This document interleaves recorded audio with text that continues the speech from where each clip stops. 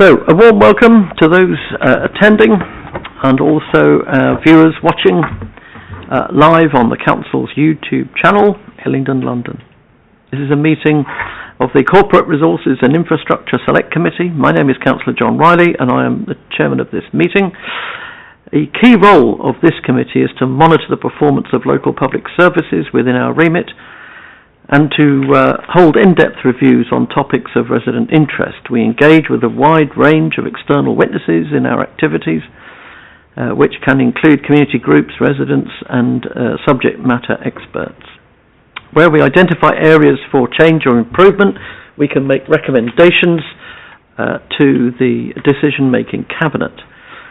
Details of the business to be considered today are shown on the agenda, copies of which are accessible on YouTube underneath the broadcast.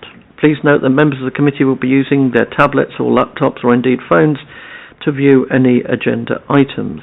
We're not expecting any fire drills, so if the fire alarm does go off, please follow Anisha to the fire exits and out of the building to the designated meeting points. For those in the room, please switch any mobile devices to silent unless you're using them for the purposes of the meeting. For those watching via YouTube, if you are so minded, you can complete one of the resident feedback forms, and these can be found in the information section underneath the YouTube video. These forms are intended to help us improve the way in which we run our meetings. Now we move on to the attendees of the meeting, so I'm going to ask everyone to introduce themselves, starting with Councillor Bennett. Thank you very much, Chair. Councillor Adam Bennett. Councillor Martin Goddard. Good evening everyone. Glenn Martin, Assistant Director FM, Plan Works, M&E and Compliance. Andrew Lowe, Chief Estates Officer. Darren Sword, Head of Digital. Dan Kennedy, Corporate Director of Resident Services. Good evening, Matt Davis, Director of Strategic and Operational Finance. Evening, Pete Carpenter, Director of Pensions, Treasury and Statutory Accounts. Hazel Greenstreet, Head of Finance, Corporate Services and Finance. Good evening, Councillor Scott Farley. Good evening, Councillor Islam. Councillor Gasharan Mand. Anisha Teddy, Democratic Services. All right, thank you very much for all that.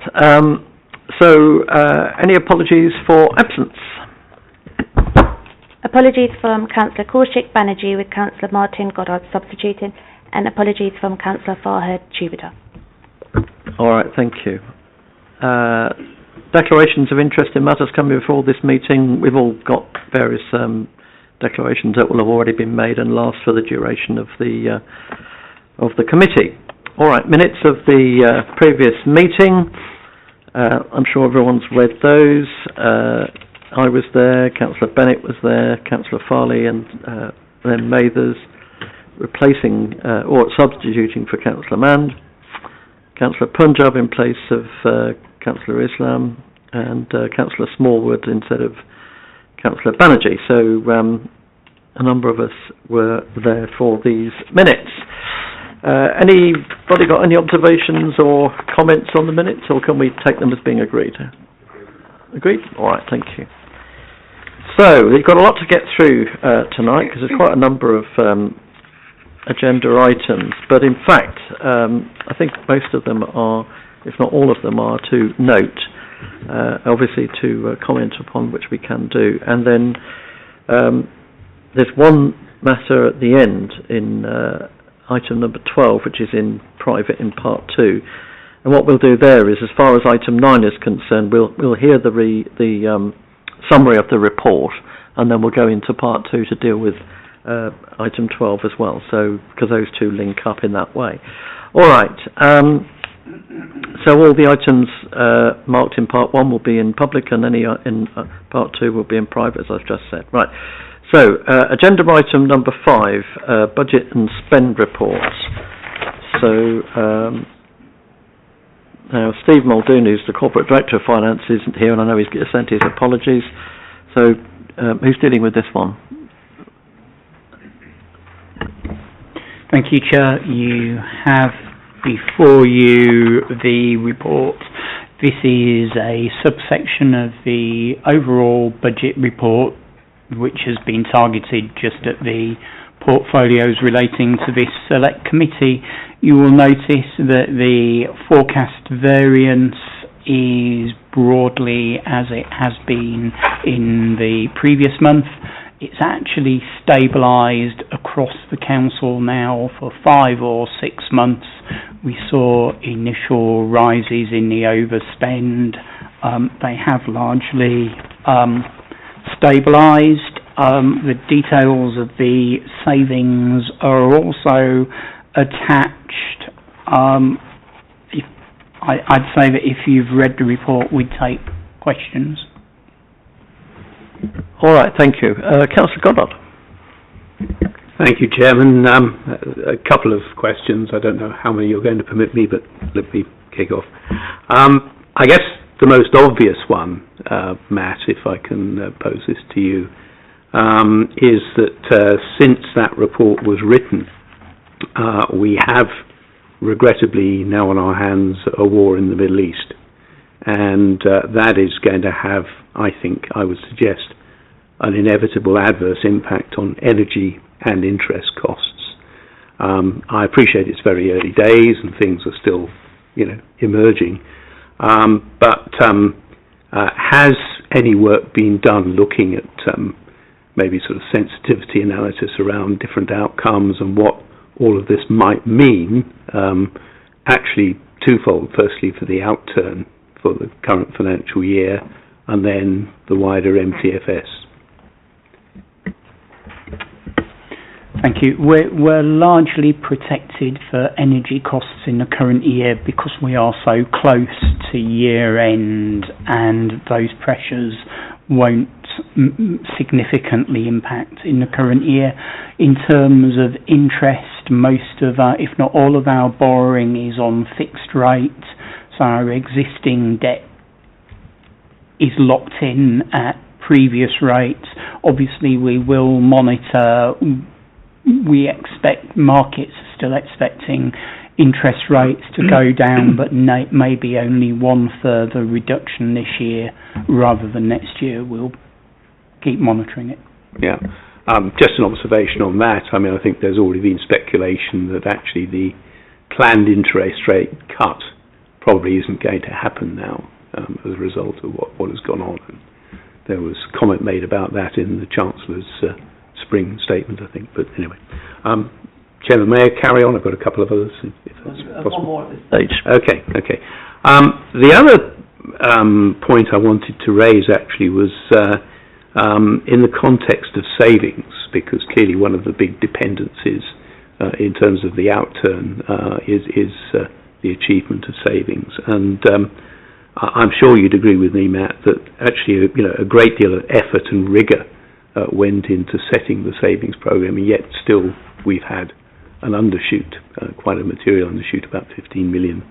And perhaps a concern is that 4 million of that is being swung over into 26-27, so I'm concerned about the achievability of that. But it does suggest to me that there's something of a management issue here.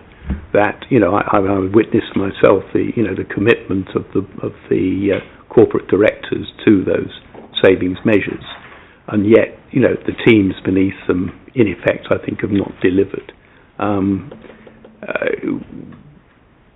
Is it not the case that we've got a management issue here that this has to be resolved, and how are we going to deal with that sort of performance going forward?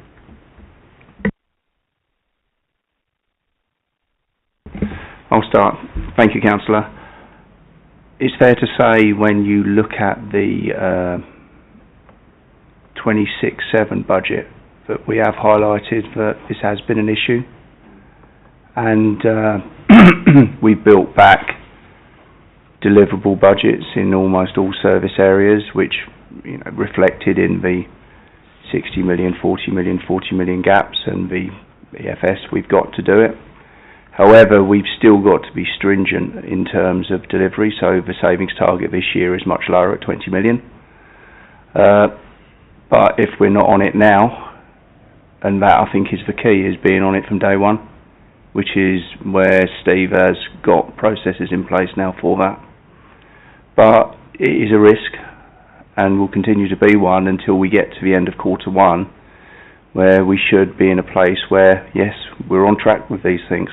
Because I think one of the difficulties in a lot of councils is we actually don't put our hands up till too late in the year, whereas this has got to be from day one. All right, thank you. Councillor Isler.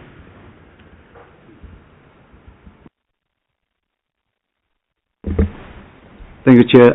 Just looking at the agenda item on budget spending, just got a simple question. I'm not going into the details.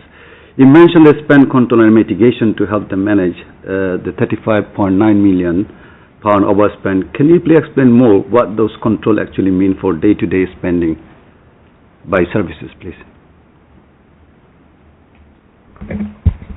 You want to start? I'll finish.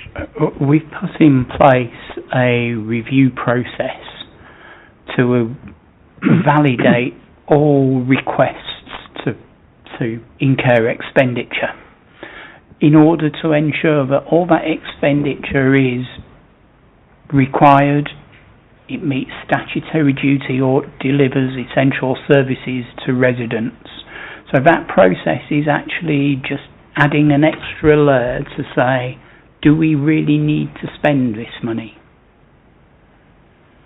And it's a spend control panel chaired by Steve Muldoon, Corporate Director for Finance, just to ensure that we are only buying things that deliver value for money, that there isn't an alternative, better, cheaper option available.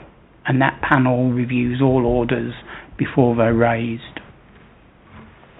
And then to add to that, we are now 3 weeks away from year end, and we have significant spend at year end. We've got similar processes now in place over the next 6 weeks to make sure that any accruals, creditors especially, are challenged exactly the same way, because a lot of them will link to orders before the spend panels came in, to make sure that we are really strong on, is this needed, has it not been needed.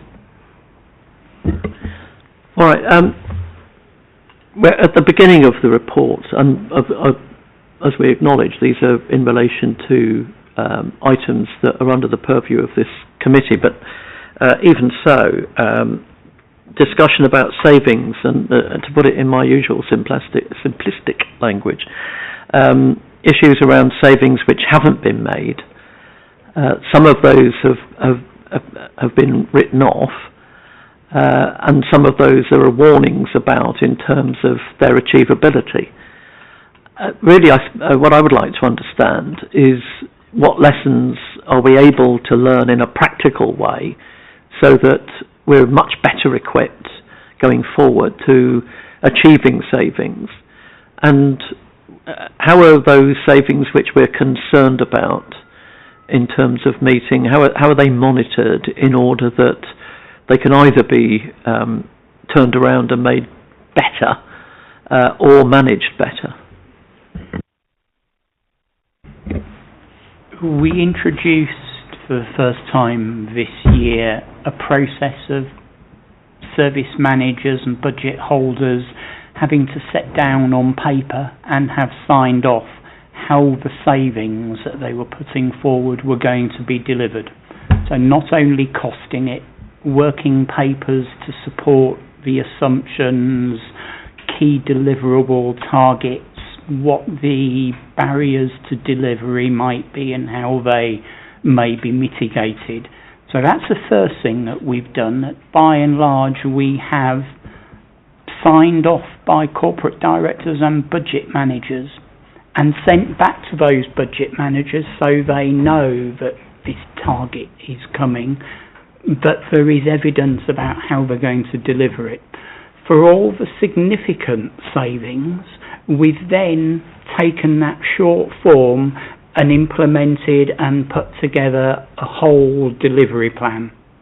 Now, we haven't done that on every project, because if it's a £10,000 saving and something just needs to say we're not doing it, I don't need an officer filling out 8-10 pages explaining that. But for all the significant savings, we've then done a much fuller project implementation and delivery documents.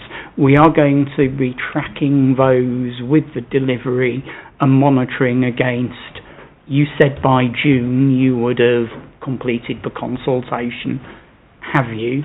So we're doing that. What was the second part of the question, Chair? Because you asked about what we'd done to... Yes, and also the sort of tightness of the monitoring exercise was the other thing I was interested in. You may notice that this year every budget proposal for change in the budget had a unique reference number.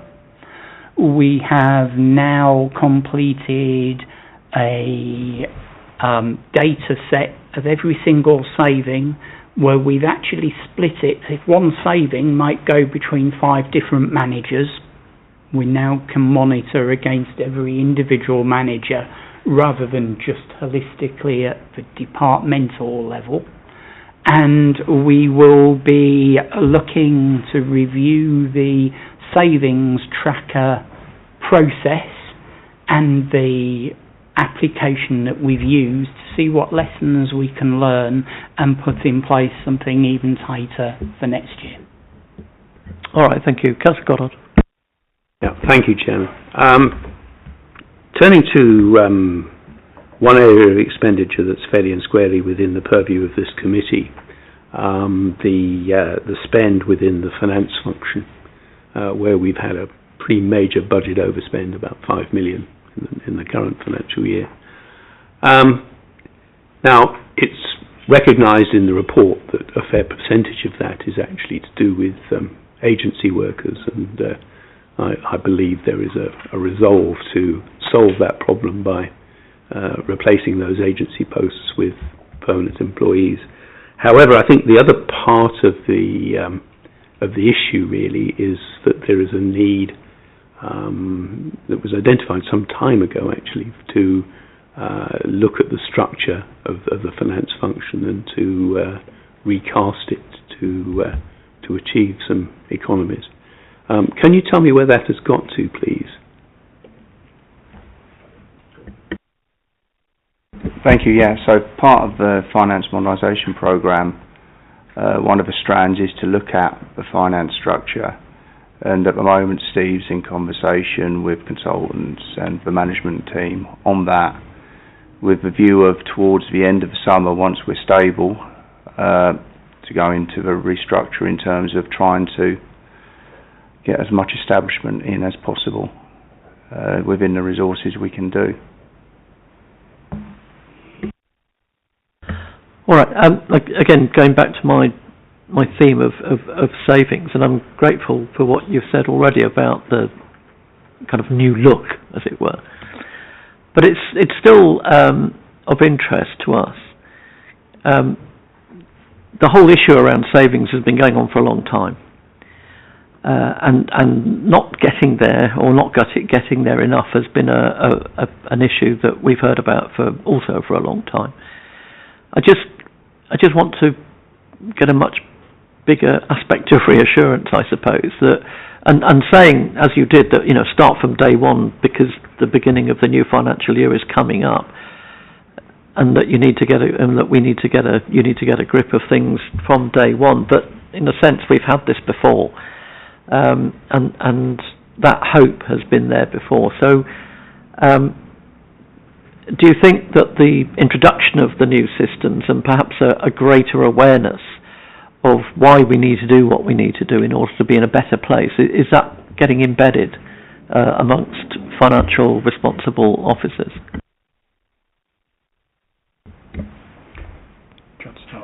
Oh, I'll start, yeah. I think one of the things we've been doing, Chair, over the last couple of months, and it'll go for the next 3 or 4 months, is trying to upskill the department and others in terms of how we use our systems, because we've invested a significant amount of money in Oracle. We've got to start using it properly because it's a good system, it works. We've just got to use it in a better way. part of the new year will be our first monitoring, which, I mean, most councils don't do a month one monitoring because of creditors and debtors. So our main monitoring will be using a different and more complete set of templates to actually provide numbers and provide managers with the required tools to look at their budgets properly. And I think then the second point of this is, and Matt's team in particular have been involved in this, is a really now detailed, complicated budget model that we've got, which was gone from the top down but also from the bottom up, so that there is clarity and everyone's got clarity of the detailed budgets now. If I could add, this year we've taken great pains to make sure that savings haven't been put into the budget without budget managers at all levels of the organisation owning and understanding those. As Pete Carpenter said, the scale of savings is actually smaller next year than what it was at this point a year ago, and we are making significant gains in moving to an update of our Oracle's budget monitoring system, with training planned for all budget managers, both in the use of the system and in their responsibilities to deliver on savings and report where they may not be delivered, and finding mitigating actions. So all those things together give us greater confidence of being able to achieve the savings target. Not all will be. If a council ever set a budget where year on year they easily delivered all the savings, they haven't been trying hard enough to get resources to deliver to frontline service spend. There will always be an element, hopefully not too much, but you want to set a challenging but achievable target. All right, thank you. Councillor Bennett. Thank you very much, Chair. Councillor Goddard asked the first question I was going to ask around finance savings and the gap, and the second question I had in mind you've answered. So one thing, just building on the kind of Oracle Cloud piece, is how much have we transitioned from allowing the system to allowing the system to do the job, rather than, and I've seen this in my day job with system rollouts where you invest heavily in technology that can really transform how you work, but there is a tendency that legacy mindsets and attitudes and processes and this is how we do things, that you effectively buy a Rolls Royce and bit by bit you start taking things away from it, and you end up with a system that doesn't have the capabilities of what you wanted and invested in, and you've actually just dumbed it down to a level that largely just replicates and slightly modernises what you had before. Has the pendulum swung, do we think, in the right direction, that Oracle will be transforming our financial future? Thank you. The pendulum is swinging. I won't say it's fully swung yet, but we've got a number of initiatives going on at the moment which will be implemented through the new year. So, for instance, one of them is Punch Out. So, if you can use Punch Out, we've already got Banner, but we'll have Amazon soon, and by the end of the summer, probably 3 or 4 more Punch Outs. That means actually people can't play around with a Punch Out because that's what you buy. We can limit what we buy and control it. Sorry, a Punch Out is where you go through to the Amazon catalogue, or the like Tesco's, or Amazon.web. What we do, it's controlling our spend. So that's one. Secondly, we've got a new monitoring template, as we've just talked about, and that rolls out for June, which will give us a lot more confidence. But thirdly, we're also reviewing and making sure that access and what people get and how people do it meets their business requirements. And a lot of work went on to deliver what we needed to in a very short space of time 2 years ago. We're now building so that we go more to standard Oracle as much as possible, so that we can start to move and leverage some of the things there is in Oracle in future years, because Oracle's got some great stuff inbuilt in it and we've got to start using that, and a number of other councils in London are starting to now. Whilst the pendulum is swinging, I think it's important to note the number of councils that have rushed ahead and implemented something or tried to fix something overnight and actually not fixed the problem. The pendulum is swinging. It's moving. It's moving back. We do need a few more months to do it in a structured way to ensure success, rather than putting us into another.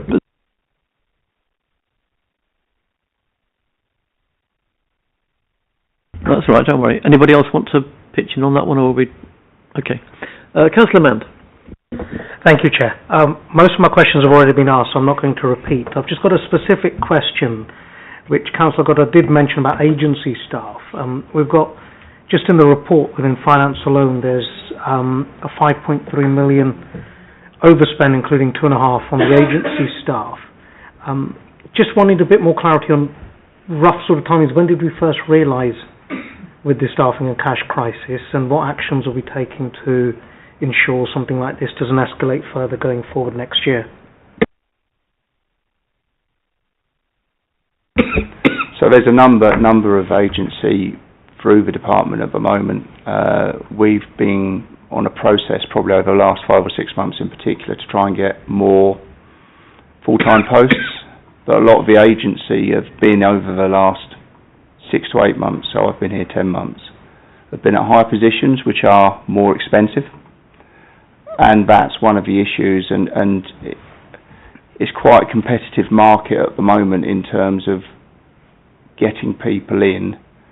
There's a lot of people who want to work agency and a lack of people in a lot of key jobs who want to be on the establishment, and I think that's something that a lot of councils are struggling with at the moment. One of the things when we do the restructure is looking actually at salary costs to make sure we're competitive, because although we've got a wage structure and we might be saying, well, that's 15 grand more than it's ever been. If you've got agency, it's 45 grand more than it's ever been. We should be saving the 15 grand and looking at making ourselves competitive, which is one of the things we will look at, because it's, it's something that maybe is vested here for a little while, and we need to make sure in finance that we've actually got the people in now. Councillor Goddard. Yeah, thank you, Chairman. I think one thing does strike me about this actually is that really I don't know if you would agree, but I believe we need far more succession planning to be a part of how we manage our people. All too often I think, somebody in a senior position leaves and we have no option but to go out to the market. And I take your point that there is perhaps a lack of available people who are prepared to come onto the payroll. But surely the way to address this in the longer term, I don't know if you agree, would be to really start to build far more of a succession culture. Thank you. I agree totally, and we do, compared to a lot of councils, have quite a few trainees. So we've had one in my area who has just qualified in fact we've got 2 people who have just qualified over the last month and a half, and we've got others who are doing external accreditations to try and move them to the next level. However, we do need to do it in a more measured way, so that we look at critical areas. There's certain areas in finance that is always going to be a pressure. HRA accountant, head of planning, accountancy, those sort of things, and we need to try and mentor and work with other London councils as well where there's shortages. All right, thank you. Councillor Farley. Thank you, Chair. Thank you. With regards to the employment, something has been asked already, but you've mentioned the sort of hinted at some of the whys. I'd be more interested about the why we've not been able to. Is it solely to do with not being competitive, or other reasons why people are not wanting to become? You sort of suggested agency is more preferable. Or are there other reasons as to why people are not taking up full-time positions? I'll start, maybe Matt will come in. I think we're in a bit of a strange world at the moment in terms of where we are, because if you go back 5 years, everyone was in the office. Then we had COVID, and it's been a bit inconsistent since then. And really what we've got is a local government workforce, now wider workforce. So over the last 4 years I've worked for four different councils. And it's inconsistent between councils how people are working, but a lot of council officers now are only expected to be in the office a couple of days a week. And really, to build a team, the best way to build a team is to actually have face-to-face contact. Now, we're getting quite a bit of that under Steve now in terms of delivery, but it's getting the right people at the right time. And sometimes we can be lucky and get 2 or 3 through an advertising process, and other times we go out 3 or 4 times. It's just really, really inconsistent. But that, in my experience, is no different than most of the other councils I've been with recently. There has been a shift in my working career, go back even 20 years, and there were very few agency people working in finance in local government. Now, with people being able to work from home, you can live in Bristol and work in Darlington as an agency person. The fact that so many people have moved into that sector actually makes it harder to recruit. We lost someone 2 or 3 months ago who's gone off, qualified, now gone off to become an agency person. We couldn't afford to pay them that going forward long term, but that's the nature of the market now. Thank you, Chair. You mentioned that this system you've got now for the spend and the accruals. You are using purchase orders, though. I'm just curious as to what. I mean, that would be obviously an ideal way of controlling spend with purchase orders, but I'm not sure where these extra accruals are coming in, if that's sort of the approved spend, if it's going through that channel. What are these additional cost accruals that we're talking about? So you're quite right, Councillor, we use full accrual accounting. However, a lot of our expenditure is from third-party systems, so care, housing. So anything that's on the main Oracle system, we are accrual accounting, and I've started a programme this week of chasing people at period 11 to either clean existing orders or goods receipt them as they should be, or ungood receipt them if they've good receipted something they shouldn't have done. However, what we're also trying to do is, last year in our accounts we had £42 million worth of manual creditors. That number's got to come down, and will come down because we're using the core stuff properly, but it's still going to be significant because we're going to have creditors from contract and housing and other areas which we just need to manage and control.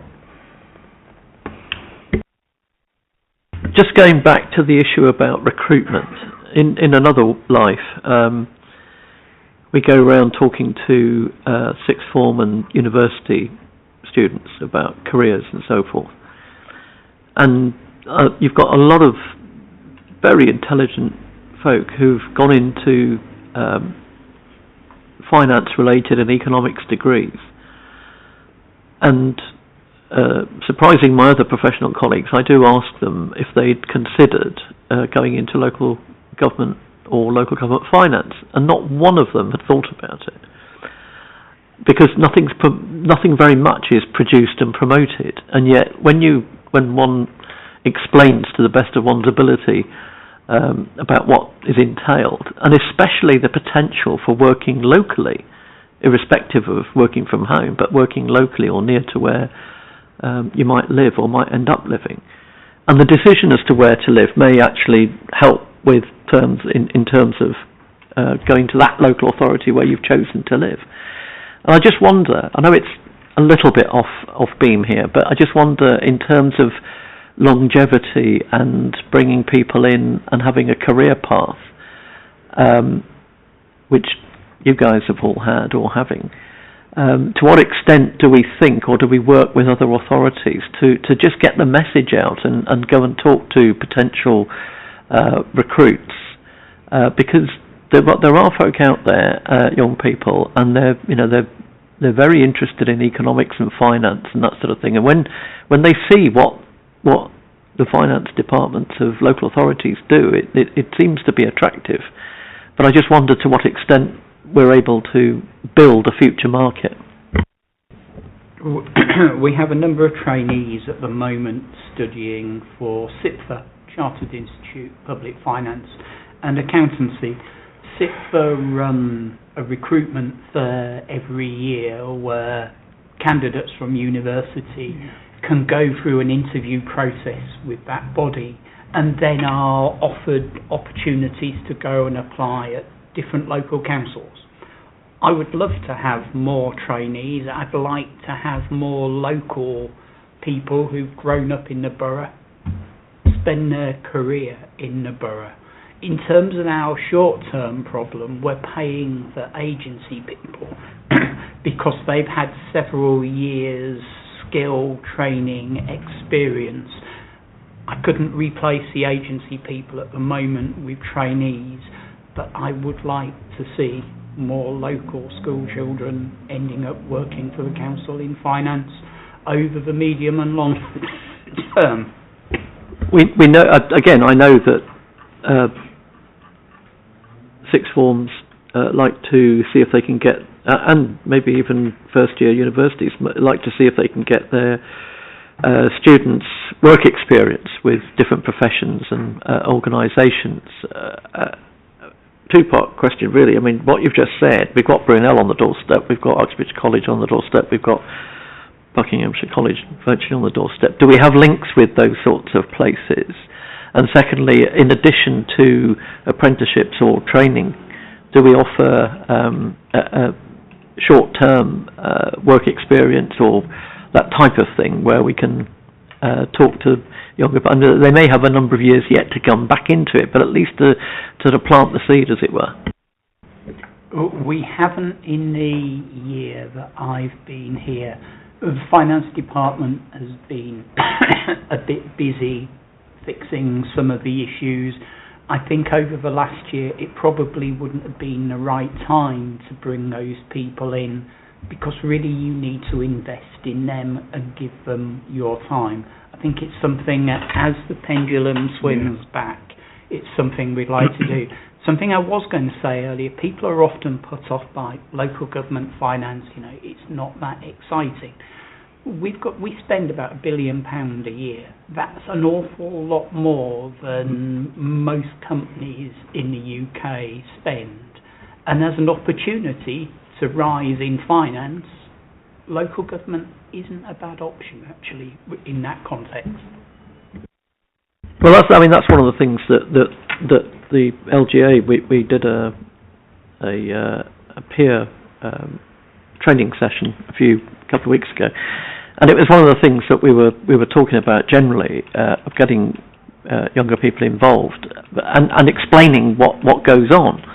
And you just look at a building like this and you may think, well, not very much or whatever, but the extent and the scope of what we do is extraordinary, and especially a borough like this where we do everything from bin collections to farming and back again. So there's quite a lot of scope. But I mean, it's just some ideas because you were talking about, and it may be that it's a way of dealing with agency. I can see the attraction, of course, of agency working. And that's a big thing to be a problem about. But equally, there are good things about permanent staff. So it's something we need to think about in addition to dealing with everything else we've got to worry about. Councillor Farley. Thank you, Chair. I mean, echoing that, with the universities, there's things like sandwich courses, and I presume that they are being offered to universities, that these role might exist for a year, that they might want to come in and do something. You mentioned apprenticeships, so I'm just curious as to whether that's something that's being presented to Brunel or otherwise for sandwich courses and finance. So that would be one thing. But my main question is going back to, was it January now, the last meeting we had. I did mention about the timeliness of the information that we're getting. I mean, if we're looking at what's in the agenda, I think it's point 38, where it refers to timely corrective actions and so on, and closely tracking expenditure. Now, also the council, that we've heard that steps are being taken, but as a committee for us to do our scrutiny of that, we're from this data is 2 months ago. I take the points that were made last time about it's got to go through certain processes, etc., but this is possibly partly through the chair as well. Whether there's any scope to do anything where we can resequence meetings where the cabinet does this piece to review, and then they come to the select committees in a quicker way.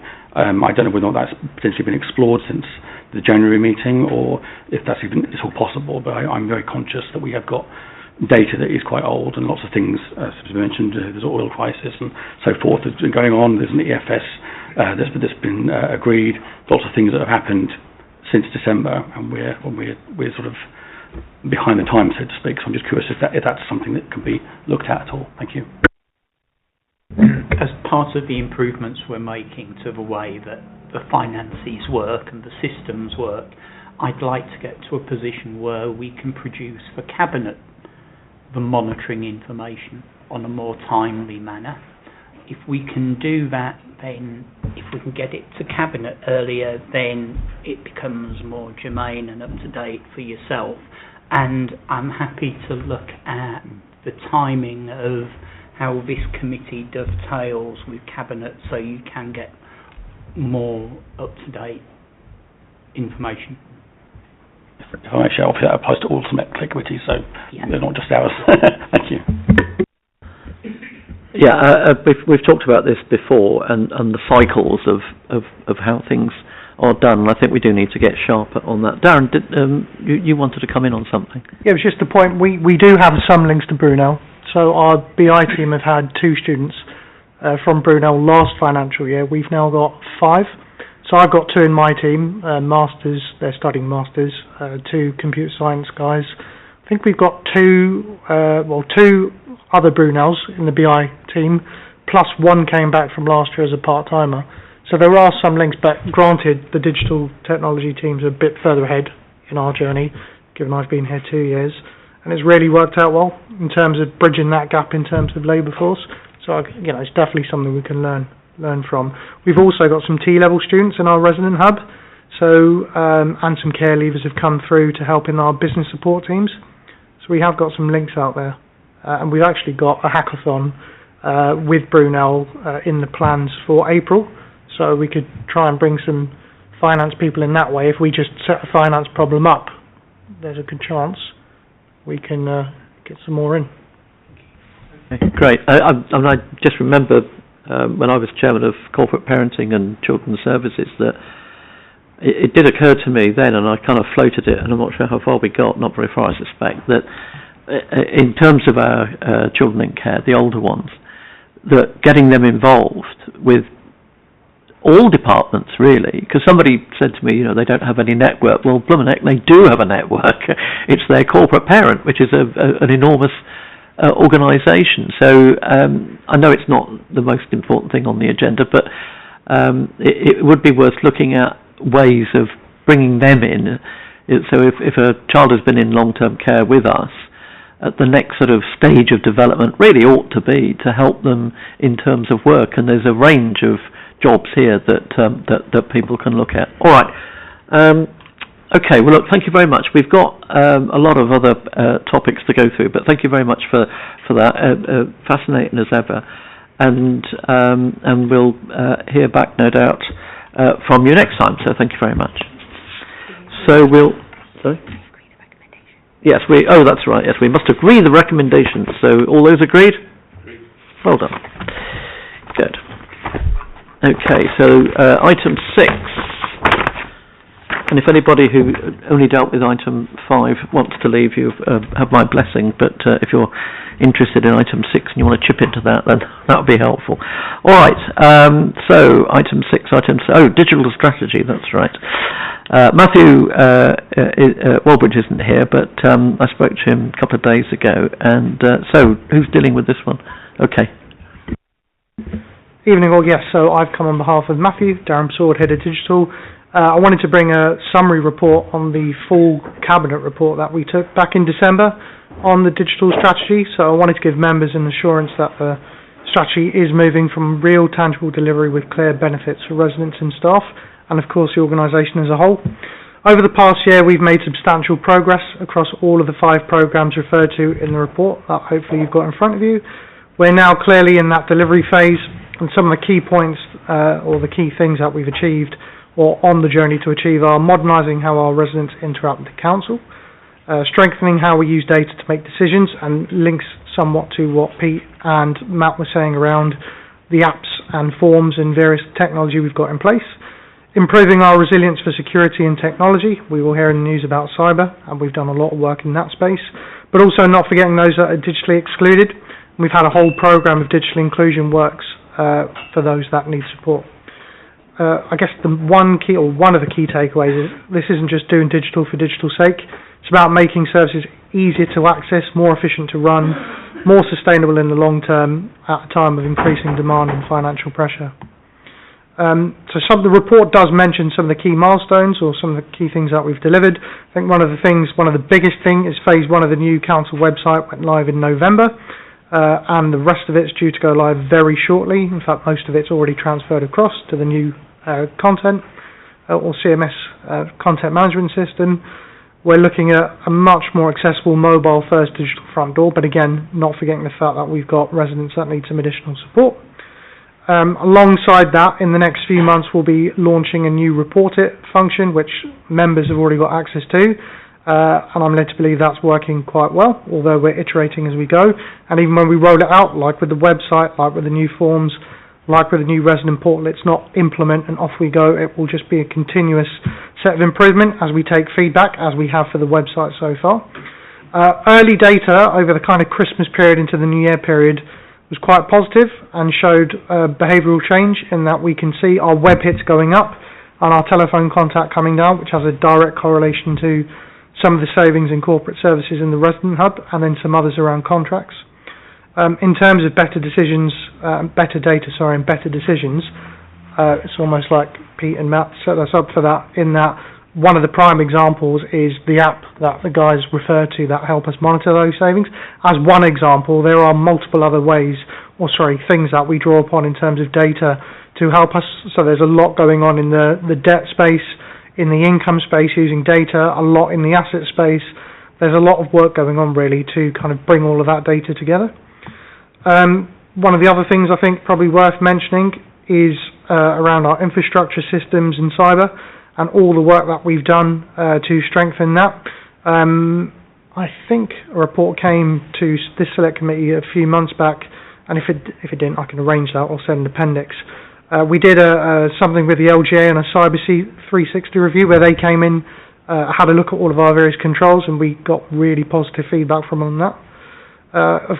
I think most of you are aware of various automation and AI that we've got in place, and I'll come back to that in a second when I talk about our partnership working.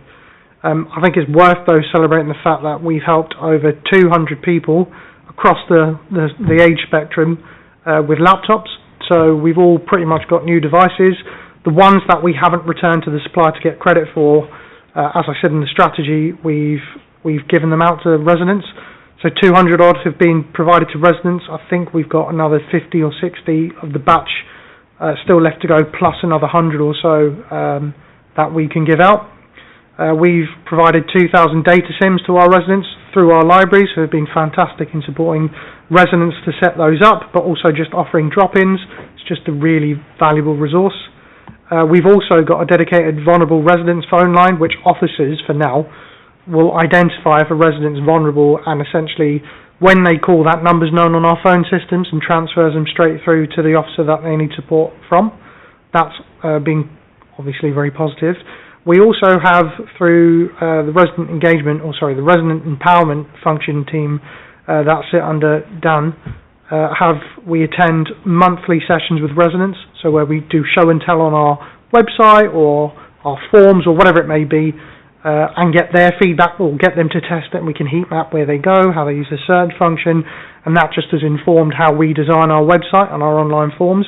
But we also use kind of government design principles or government digital principles. Internally, linked to the point that we just made around students, we've also had, through staff, our Digital Excellence Academy. So what we are trying to do is grow our own. So, using those at more junior level for when the senior officers go, have that pipeline. So it's really starting to come to fruition now. I think something to be really proud of is our partnership working. One of those key partners are Microsoft. And for those not aware, Tony, and although Matthew was invited to meet the Microsoft CEO when they came to town. He was one of a handful, if not probably the only local government or chief operating officer that actually got invited to meet the CEO. I mean, that's obviously a big deal. All right, thank you. That's great. Okay, so looking at the report, one of the things that we're always very concerned about is the degree to which we're being able to take residents with us. Yep. And the kind of education program, if that's the right word for it, in terms of people being able to understand, and also having an idea in advance about what's happening and what they're looking at. Generally speaking, people don't really like change, but getting them used to it and letting them know it in advance. So, how's the kind of program of information and the take-up of it, and the ability to identify and reach out to... I mean, there's always people who will put their hand up and come along to something or want something, but there's also a vast number of people who kind of just keep quiet. So how are we progressing with an awareness program? So, multiple ways, really. So, through libraries, they've been a rich set of resource for us, but also through the data that we received. The garden waste rollout that we did last year was amazing in terms of capturing those that needed support. So we've got loads of data and metrics on those who called needing support to pay or sign up, and we can focus and target that particular cohort of people to educate. We've also just done a joint session with Microsoft in 2 libraries. We've got another 2 planned in the coming weeks, where we've gone in with Microsoft to help residents on various different things, Microsoft products, just generally accessing our website. So there's a lot of different things that we've done. All right, thank you. Councillor Goddard. Thank you, Chair. Really, Darren, not so much a question, perhaps more a point of emphasis. And I mean, you and I have had elements of this conversation in the past, as I have with Matthew too. And it really, resonated with me what Councillor Bennett said a few moments ago within the finance segment, that you can have absolute cutting-edge digital technology, and there's no doubt we're right up there in terms of what we're doing. But for me, the key thing is that we have a cohort of people within our teams who have the appetite to really max out and make the maximum benefit, take the maximum benefit from this technology, and the aptitude to use it. And actually what I took from your paper was that if anything, we're probably having slightly more success at the moment in terms of enabling our residents. My concern is, are we moving fast enough in terms of the education program with our staff? So I'd say we could always go faster, and we've taken a lot of learning from it. So we now issue weekly, let's call them bulletins and videos and self-help on all the tools that we've got at our disposal. So although not everyone has a full Copilot license, as an example, we all have the free version, which pretty much you can use to do the majority of things. So we've done, in the last 2 months or so, a lot of training on that. There's in the paper, I think I've referred to those 80 people that have gone through the academy. So what we're trying to do is train staff, make some champions, so then they can obviously disseminate that out to their colleagues. The next thing we'll do as part of the next phase of our delivery of the Report It app, the website, the forms, is to go and reach out to key colleagues in housing and social care, so housing officers, social workers, so when they're in the field they can also help residents and kind of cross-pollinate people in that way. So we're trying to pick up learning from other authorities, how they've done it. I mean, the one caveat I would say is there are, and even some of our neighbours who have invested significant amounts of money into this, and you know this, in terms of how lean we are across the council, not just in digital, but it's very stark when you compare ourselves to all London boroughs. In fact, some outer London boroughs are, quite frankly, ridiculous in terms of what they can spend on L&D in certain areas. But we are learning, we are using the staff that we have, even bringing students in from Brunel. The idea of having these hackathons is to reach out and make more digital champions, because that's how we bring those guys in, get them to volunteer in our community assets, our buildings, and do the knowledge that way, not just with residents, but also with staff. But if I may say so, I think it goes beyond technical education. It's actually about changing the culture, isn't it? That's the thing that really matters. Yeah. And that's what we've learned from our current implementation of Love Clean Streets. Is actually it's not the technology. What the technology does is give you that opportunity to redesign services completely. I mean, I won't go into the examples now, but Dan will testify. It's been amazing in terms of what we've identified, how we can change things. And actually, Dan's services are the prime example of teams that want to come with us. So originally, not difficult, not the right choice of words, but curious as to how the technology would help them. But garden waste, again, is the prime example. We built like a bag delivery app that, almost like DPD, they deliver the bag, record it on an app. It would populate everything, tell the resident. First they were sceptical. When they got it in their hands, they realised it just saved a load of time. So it's kind of winning hearts and minds through doing that change with them. But you're right, it's the culture bit. The technology's there, obviously. It's the winning of hearts and minds. And luckily, Matthew's amazing in terms of, you've heard him speak often enough, I think most of you have.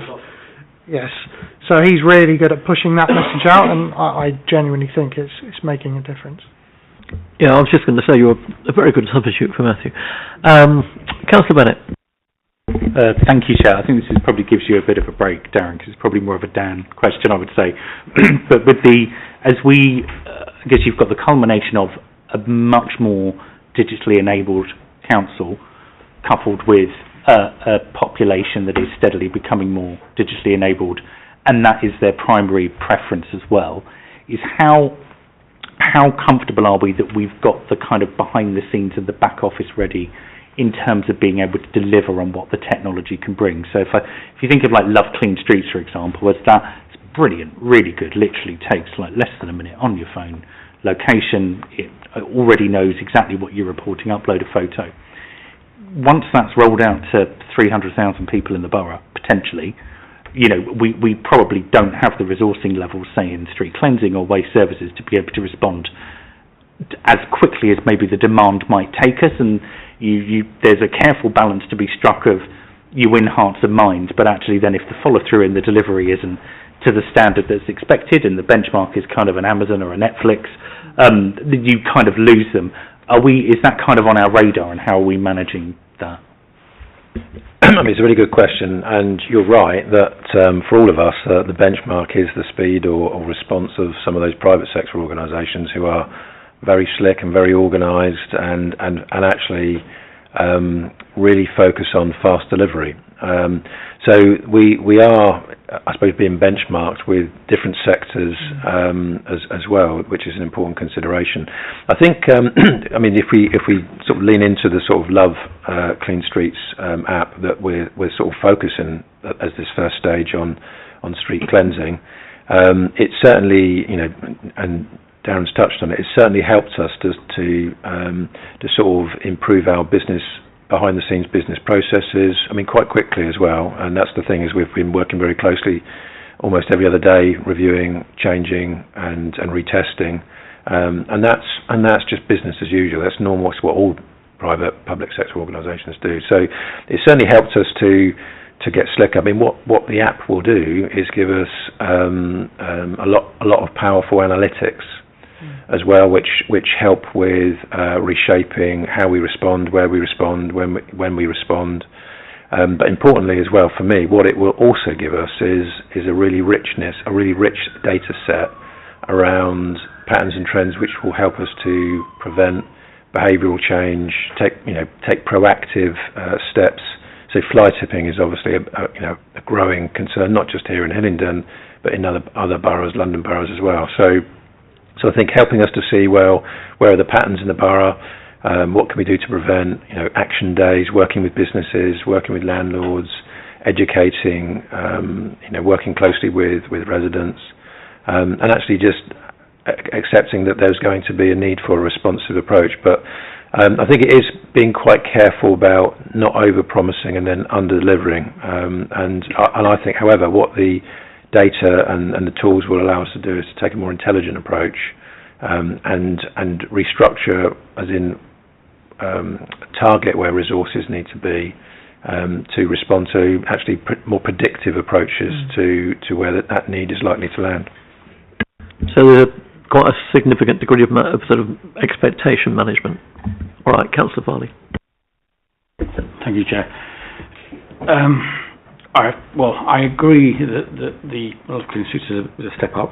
I know that there are still some. Well, I was aware, whether that you can tell me otherwise, but I was aware that there was still some disconnect between the sort of the front end where people are reporting things and the council systems. That's still, I believe, there's a gap there. I'm wondering what kind of time frame we're looking at for linking them up. Yes, so you're correct, there are. Thanks, Dan. You're correct, there are some, but as Dan said, we've already identified a lot in street cleaning space, so we have to work with our suppliers to obviously make those changes that we need. Those are way more imminent, because we've started that journey with members a good few months back. Other areas like highways are a bit more of a challenge because we're working with the development cycle of their line of business systems, so something called Somology, whatever it's worth.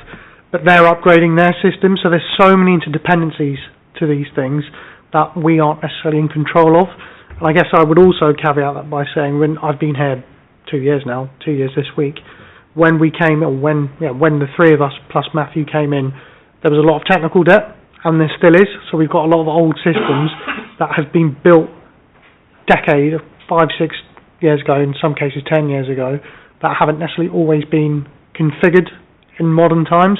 So now we're putting this nice, great app on top. Of course, we need to build those integrations so it just seamlessly flows through, and we have got there. In terms of timelines, it varies depending on the system, and it varies on the process that we're doing, because potholes, as an example, will be ready quite quickly. Other things in highways, not as quick because they're slightly different. And to Dan's point, we'll want to manage demand, so you wouldn't want every single thing to come through. You want to use the data to stop certain things coming through, so you don't have duplicate reports, as an example, or you don't have certain things that don't fit our criteria, like private land.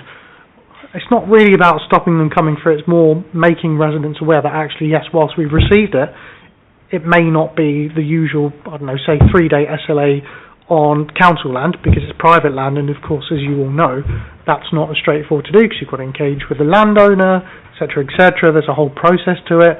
So there's definitely major plans afoot, because if you think about all the areas that this app touches, there must be about 5 or 6 different line of business systems that we need to conquer.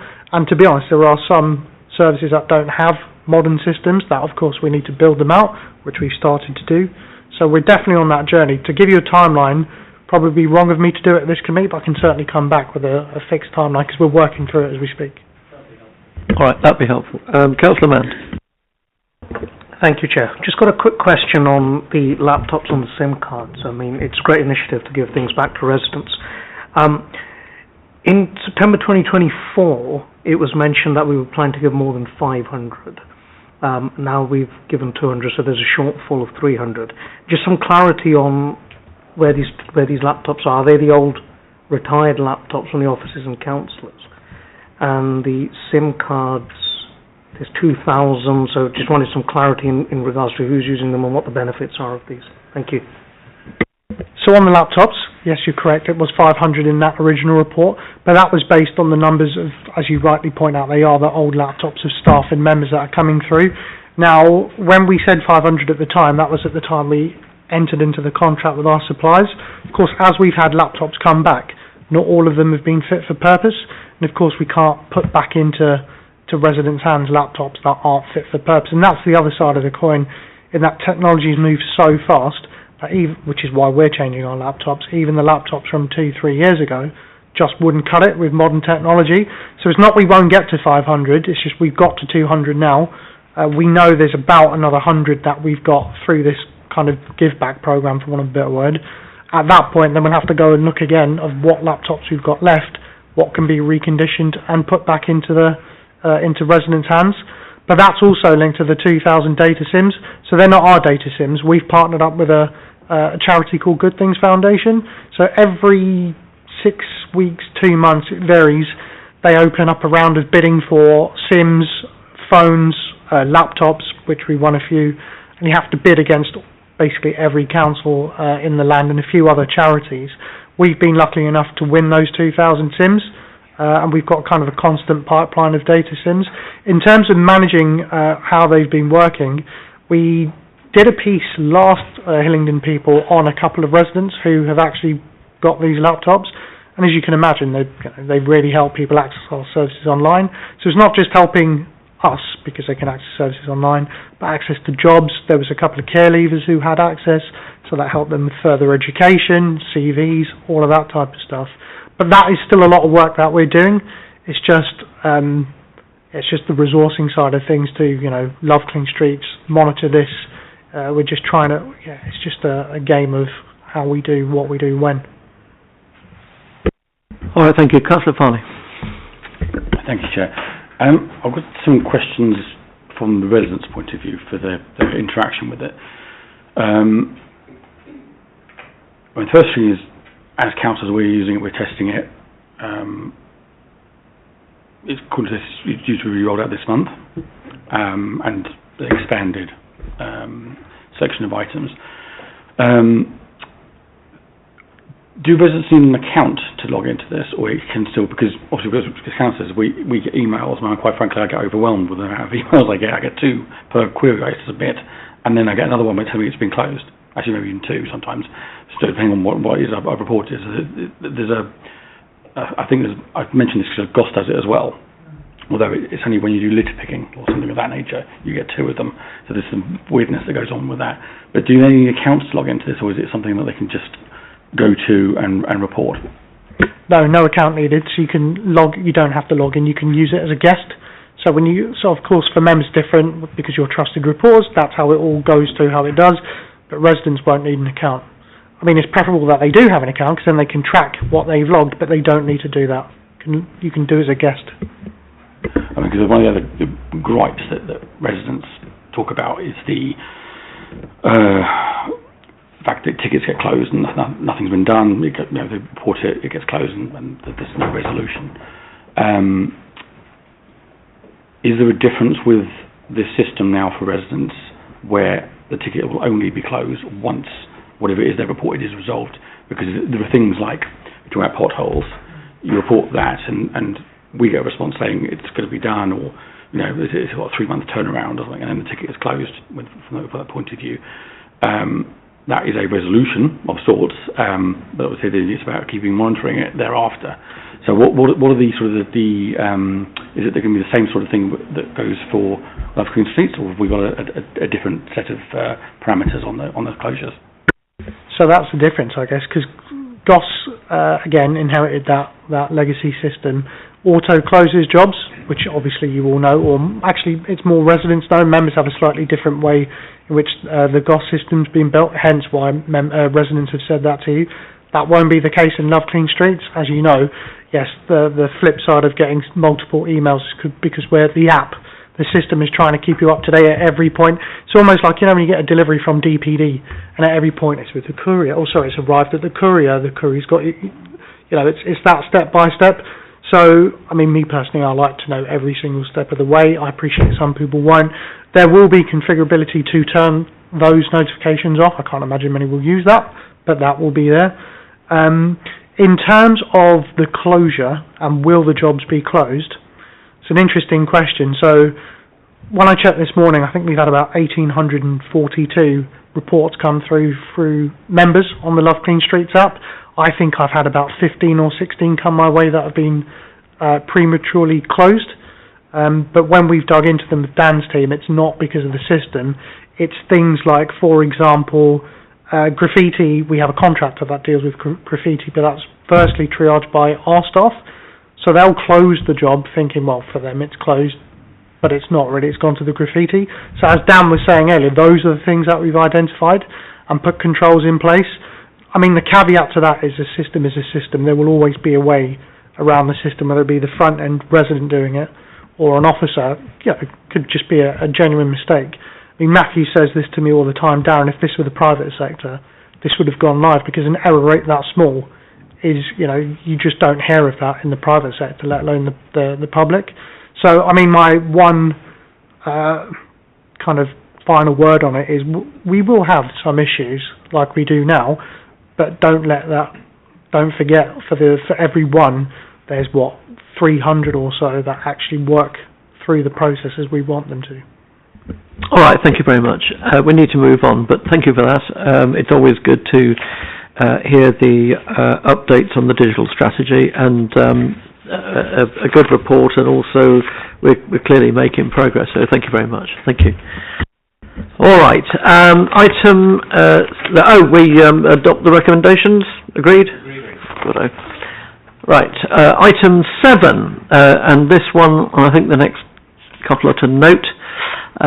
This one is update on the right to buybacks. Who's doing that? Okay. Thank you, Chair. So the report, which you have in front of you, provides an update on the performance of the residential property acquisitions programme for 25-26, and this covers both the work streams of the in-house acquisition team and also the external Madison Brooks residential property acquisition contract.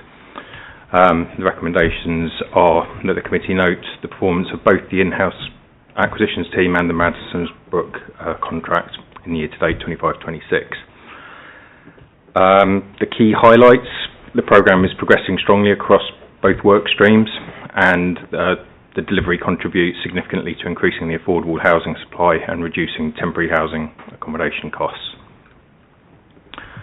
The in-house acquisition team will set a target of 80 acquisitions across the right to buy receipts and 10 funded through MHGLC and LAHF funding.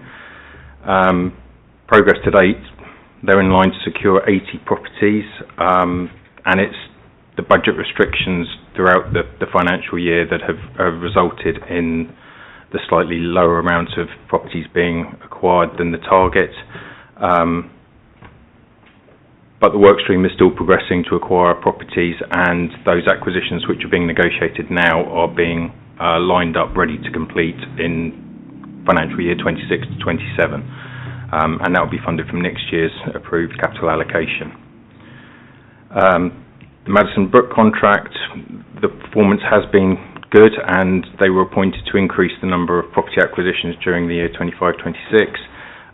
Although the contract has delivered a large number of acquisitions, it has proved to be less cost effective when compared to the in-house acquisition process, and therefore this contract will be reduced or closed from the end of the 25-26 fiscal year.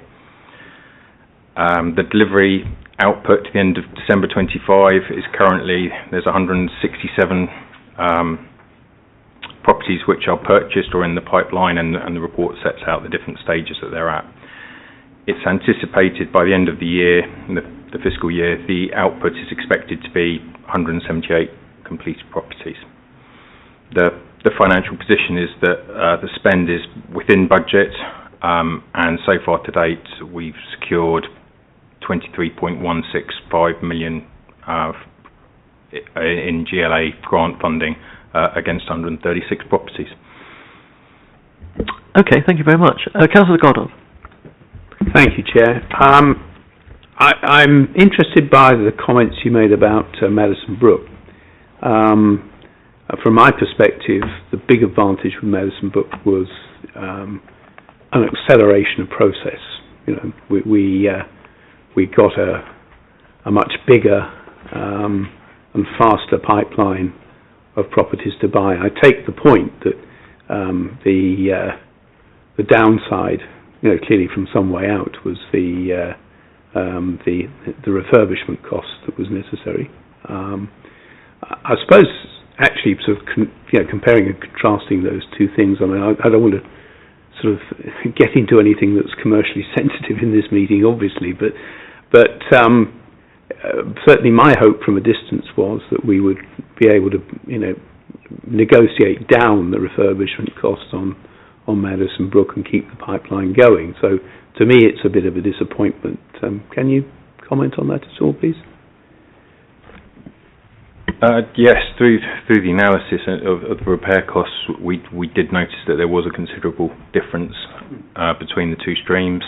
There were negotiations held to try and secure a discount from the contract values in the Madison Brook contract for the refurbishment works, but the discount that we were offered through those negotiations wasn't significant to make the difference, and there was also a noticeable other difference, which it wasn't just the cost, it was the time it was taking to get through the refurbishment process, and so there's been a lot of good things from the Madison Brook contract and the learning that we've learned from them about processes and speed of delivery through other aspects other than the refurbishment, so it's not all been lost. There's been a lot of benefit from that contract, but taking some of that learning and taking it across the in-house team process appears to be the way to go forward for the future. Yeah, I mean, it seems to me that in a perfect world we would have some pretty significant learnings from their procurement process in terms of how they identify and deliver acquisitions that we can make. Can you comment on whether you actually see those things being identified and adopted? Yes, absolutely. That is, we've identified, we've undertaken that review process, and we have got plans to implement a much more streamlined in-house process for the future years. All right, thank you. Councillor Parley. Thank you, Chair. Thank you. I got thrown a bit with this at the beginning when it was referred to as right to buy backs, so I thought this was things that had been went into right to buy and then we were sort of recovering them. But I got some more clarity as the conversation's gone on. I am curious with regards to the value of the money in the pot from these are the right to buy receipts. How many properties that reflected, and then how many, so basically the differential between what has been lost through right to buy and what has been gained through this process. Shall I jump in on that one? Is that okay? I mean, it's obviously the right to buy sort of policy is government national policy. We have very little influence over that, obviously. I mean, I think what was the absolute driver behind this programme from Cabinet and approved by Cabinet was that we wanted to build back and build up our social housing rented portfolio, and actually overall it's been very successful. We've had obviously the full support from Cabinet, and I just wanted to sort of add to a couple of points that Andrew made, that the properties that are refurbished to a very high standard, decent homes, energy efficient, modern, meeting all the required standards, which is obviously important because obviously being a regulated housing service subject to scrutiny, we were obviously absolutely committed, and as is Cabinet, to ensuring that properties are let on a very high standard and are good for the future, fit for the future. So I think it's really important that actually that's recognised as well. And Andrew was absolutely right.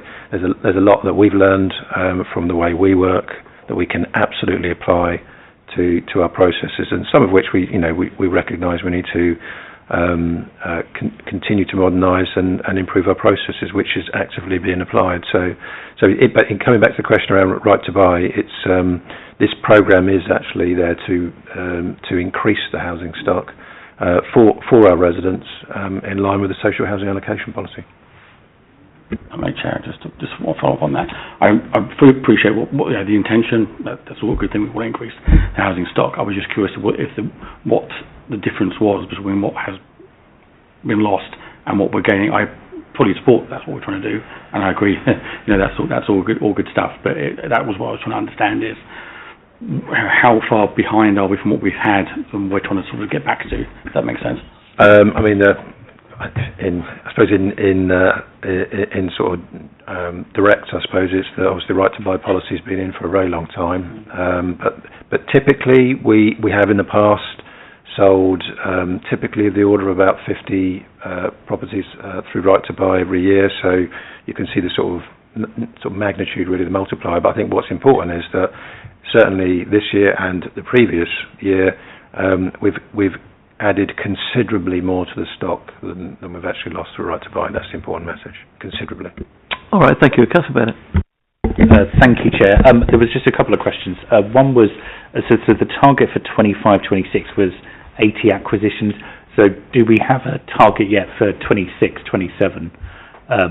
And the second question was just around the location of these properties as well. So, and this is probably my ignorance or naivety, but in terms of, are they generally all located within the Borough of Hillingdon, within Greater London, within the South East, or are we sort of purchasing flats in Margate or Skegness or somewhere because we get more for our money? What's important, and Andrew mentioned it, was the grant funding that we received. So that's government funding that's given to the London Mayor's Office to then administer for London. So it actually is ring fenced to London. So we buy within London in general because of that grant funding. But obviously for good reason, because obviously we're a London borough. So and we tend to purchase former local authority properties on a value for money basis, primarily. So, but also because we've got the kind of housing officer patches and the housing officer infrastructure and resources in those neighbourhoods as well. So that's where we tend to concentrate. So I don't know if Andrew, you wanted to add anything to that? Yeah, the only thing I'd say is on both of these programmes, all the acquisitions have been within Borough. So that's really good to know, because you always was reading a comment on Facebook earlier about somebody who said that they've been offered a house and it was at the opposite end of the country. I don't think we were the local authority, but it's always just good to kind of clarify that yeah, we want to house people locally, and we're investing, if not primarily in Hillingdon, but also in Greater London. Just on the first question was around, do we have a target for the number of acquisitions for the next financial year yet, or is that still a work in progress? So we have a capital allocated budget for acquisitions, which is £7 million. We haven't converted that yet into the target of where that's going to sit. And just to add to that, the reason why is whilst we've got a programme, we know we need, for example, 2 beds, 3 beds, family sized properties. One of the cycles that we're going through is to apply for grant funding from the Mayor's Office, and the application programme for that deadlines are actually next month. So whilst we know we've got a programme, it's likely to be enhanced. Quite like the idea of a flat in Margate. Councillor Farley. Well, there was a few. Maybe they've gone now.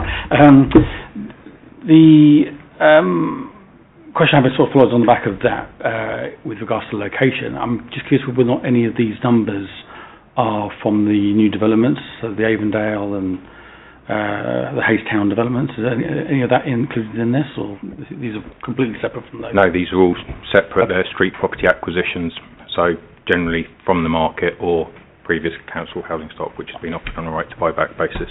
Okay. And again, just from my understanding, in the table, which is the second table, when it refers to ready to let, so we've got X number of properties that have been legally complete, but like 5 to let. So I just to make sure I understand what terminology means by that, please. So that means they've gone through the refurbishment refurbishment programme, and they are now with the lettings team ready to be allocated. So we only have 5 to let. 5 that are not occupied. There are 73 that have already been through the refurbishment and are already occupied. Right. Okay. Just to make sure I understand. Thank you. All All right, thank you very much. That's very helpful, and we'll keep an eye on that one. It's a very interesting area, but we'll move on now to agenda item 8. Building Safety Strategy, Fire Safety Policy Update. This is for us to note. In fact, the last one was for us to note as well, so do we note those recommendations? Thank you. Right, item 8, agenda 8, item 8 rather. Who's got that one? Okay.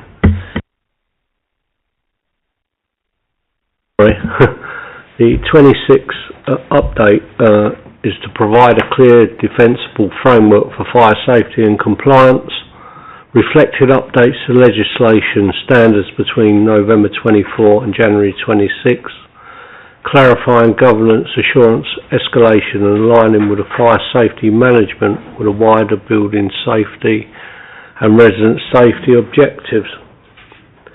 It incorporates fire safety residential evacuation plans, England Regulation 2025, effective from 6th of April 26, introducing duties around identifying residents' needs, evacuation assistance and personal-centred fire risk assessments and associated outputs.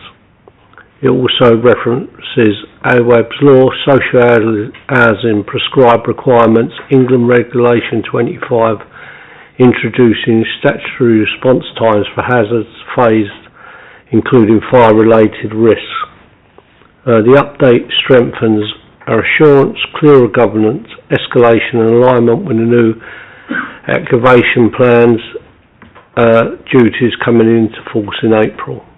As a regulatory service, the Council is required in its capacity as a landlord to demonstrate and regulate social housing, and it is complying with regulation consumer standards, which is statutorily false in context. The most relevant standard are the safety and quality standard, which focuses on ensuring the tenant are fire safe and fire aware, and the transparency, influence in accountability standard, which requires tenants are treated fairly and can meaningfully influence service and are able to hold their landlord to account in relation to fire standards.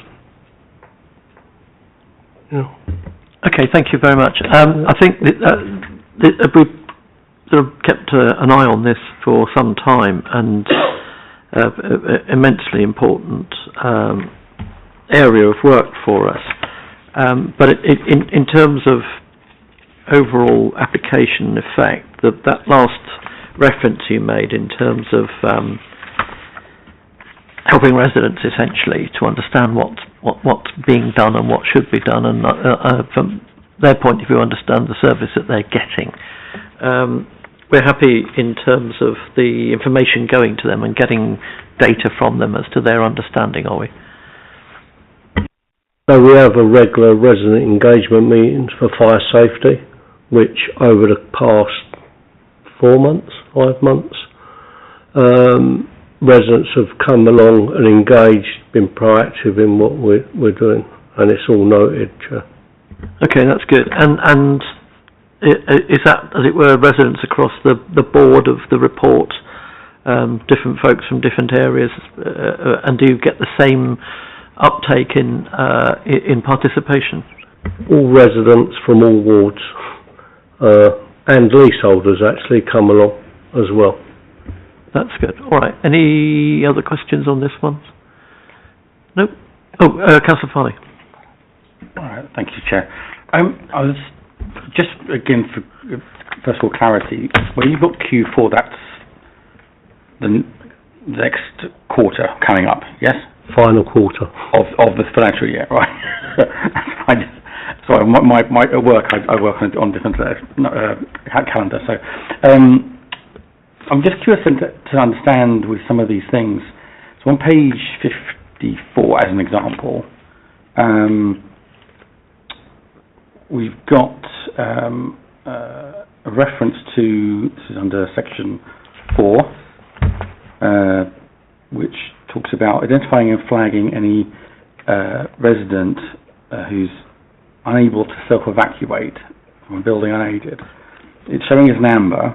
It's Q4, but then the note is from almost a year ago in terms of the date on here. I'm curious as to understanding how these, well, part of it, how obviously the RAG is the RAG, but how the sort of the sequence to allocating a point to be dealt with, and allocating which time frame is. Obviously, some of it will be dependent on certain factors, but you know, some of these things do suggest to me quite a serious thing. And given that the note there refers to 2025 May, and it being amber, again, just as an example, I'd just like to understand a bit more about how this has sort of been put together. Sorry, Councillor. Fire risk assessments are RAG rated for the severity. So normal FRAs are carried out through tenancy managing, checking maybe walkways. They put a torn notice on there. They're minor. And then we have a red, like a leaseholder, that's put a washing machine in a cupboard with no fire door, no fire compartmentation, and that's red. And we've had to work with that leaseholder, so that's our oldest one to do. And they're not engaging. They don't want to pay out, and we're actually looking now to put the fire door on that cupboard so they can keep their washing machine or boiler in that cupboard at council expense. Sorry, Chair. I mean, again, this particular one I'm looking at here is where people cannot self-evacuate. I would have thought that would be someone who's not able to get out of a building, of a high-rise, or any building, really. Why it's the last note on here is 2025? Again, I'm just adding an example. So originally under the past legislation there were PEEPs, personal evacuation plan for people. Now they're just being changed to individual. So the evacuation plan was for the old building under a PEEP, so it would know who was in. But now the personal is personal to that person. Yeah. So that's why it's probably out. Thank you very much. Where are we now? Councillor Goddard. Thank you, Chairman. Clearly the new regulations, fire safety regulations that have come in 2026 will be raising the bar, in terms of I would guess the level of scrutiny and possibly, extra capital expenditure that we may have on some of our properties. Is there additional grant funding available to us to acquit these responsibilities? I haven't seen none as of yet, and I do regularly look at the government website, so not as yet. So are we trying to quantify what the additional financial burden might be? We are looking at the moment, going through what we've got and on checks. All right. Can I just check? This is on the finance team's horizon as well. Yeah, you're aware of this one. Yeah. Thank you. We see shaking of head, nodding of heads, I should say, not shaking of heads. All right, Councillor Bennett. No, I don't have any questions on this one. I thought you would indicate. Okay. All right, look, thank you very much. That's, again, another one that we're very interested in and keep under review for obvious reasons. So thank you for all those updates and responses. All right, item 9. Oh, right, here we go. Look, the screen has filled up behind you. Hello. So, item 9 is the Building Safety Programme, Fire Safety in Private Sector, Mid and High Rise Blocks of Flats. Now we'll just have a brief report from you and then we'll go into part 2 to join it up with item 12, okay? Excellent. Good evening everyone. Speaking to you from a very dark Aberdeenshire at the moment. Thank you, Chair, for the introduction. So this is the programme still in place post-Grenfell, funded by New Burdens funding, with the aim of improving fire safety in high-rise blocks of flats and mid-rise blocks of flats.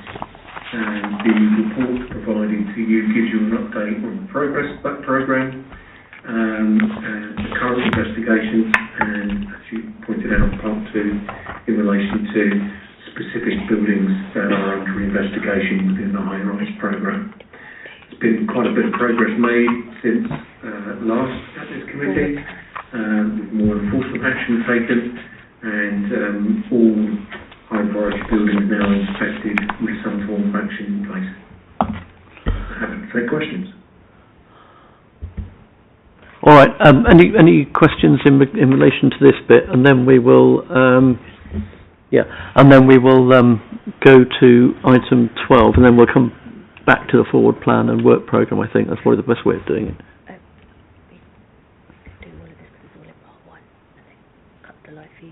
Oh, I see. All right. Okay. Well, how do we...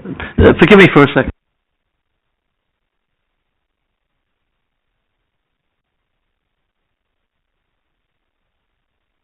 All right, well, look, if you want to just hang fire for a minute or two, and we'll deal with the forward plan and work programme, which are on the live feed, then we'll cut it, then we'll come back to doing the part 2. So let's quickly whiz to the forward plan, item 10. Really, it's just to note the forward plan and to see what we have in the future. And I don't know if Anisha's got anything to say about that. No comments at this time. Thank you, Chair. Okay. And anybody else got any comments on the forward plan? I don't suppose you have. Thank you. And the work programme. Okay, so any additional stuff on that, Anisha? The work programme's for noting. Thank you. All right. There is one thing I think that we were quite keen to ask about. Councillor Burnett. Well, as I say, keen, it was just around the site visit. Now we have kind of more of the full committee back together with whether or not we were going to the mortuary this side of the election or afterwards.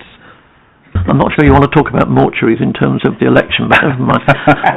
For any of us.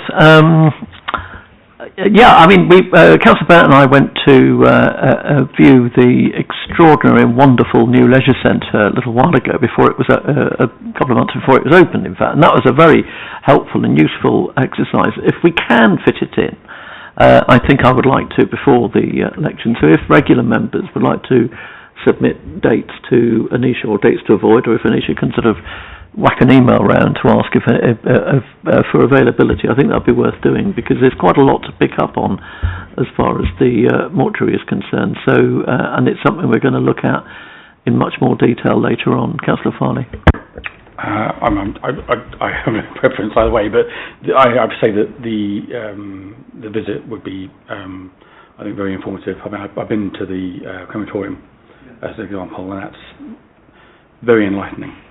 Things that you don't, as a general public, things that go on there that you just wouldn't understand. Obviously, it's a bit not a nice thing to be visiting, but for understanding purposes, I think it would be valuable. I mean, it comes under our remit, and it's something that I think we are, for good reason, keen to have a look at, and then maybe do a bit of a report later. All right. Anything else on the work programme? No, thank you very much. All right, we'll go into part 2 for item 12 and the rest of 9, as it were.